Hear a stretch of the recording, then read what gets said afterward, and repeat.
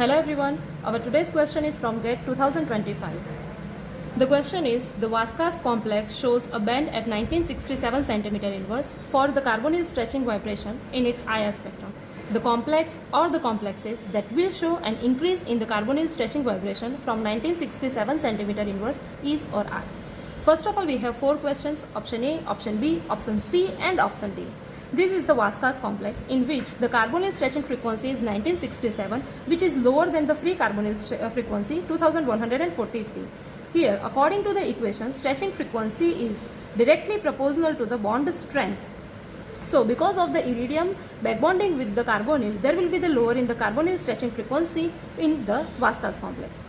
When we compare the 4 options, first of all we check the oxidation state of iridium. Here in option A, the oxidation state of iridium is +1. In option B, oxidation state of iridium is +1. Let's check the first option D. Here the oxidation state of iridium is +1. But in case of option C, the oxidation state of iridium is +3. Because of the +3 oxidation state, iridium has a lower electron density. Thus there will be the lesser or no chance of the backbonding. Thus here clearly our first correct option is option C, in which the carbonyl stretching frequency is higher than the Vasquez complex. Now let's check other complex or other options. In case of option A, here iridium directly bound with the PET2PH. In case of PET2PH has a higher capability to donating electron than the PPH3. So the electron density around the iridium is higher in compared with the Vasquez complex.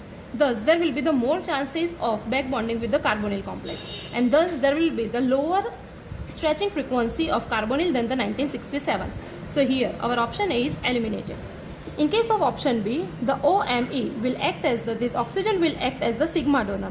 Because of this reason, iridium has a higher electron density, and thus there will be the more chances of back bonding with the carbonyl. So here also the carbonyl frequency, stretching frequency will be higher or lower.